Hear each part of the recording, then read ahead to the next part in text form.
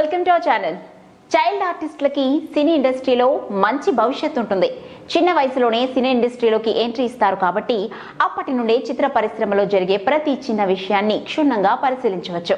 అలాగే నటనలో మెలకువలు కూడా నేర్చుకోవచ్చు.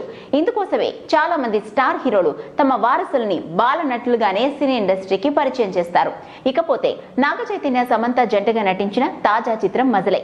పెళ్లి తర్వాత చై శామ్ కలిసి నటించిన మొదటి సినిమా కావడంతో ఈ సినిమాపై భారీ అంచనాలు ఏర్పడ్డాయి. దీనికి తగ్గట్టే సినిమా కూడా సూపర్ హిట్ గా నిలిచింది. లవ్ అండ్ ఎమోషనల్ కథతో తెరకెక్కిన ఈ చిత్రం నాగ చైతన్య కెరియర్ లోనే బిగ్గెస్ట్ బ్లాక్ బస్టర్ గా నిలిచింది.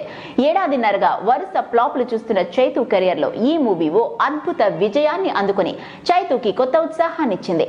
ఈ సినిమాలో చైతన్య సమంత ఎంత బాగా నటించారో వారికి ఏ మాత్రం తీసిపోని విధంగా చైతు కూతురుగా నటించిన ఓ చైల్డ్ ఆర్టిస్ట్ తన నటనతో అందరినీ అదరగొట్టింది.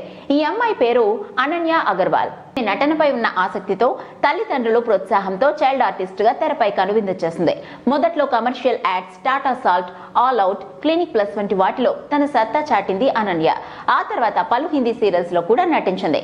సీరియల్స్ అనన్య నటనకి మెచ్చి ఆమెకి కొన్ని బాలీవుడ్ ఆఫర్స్ కూడా వచ్చాయి.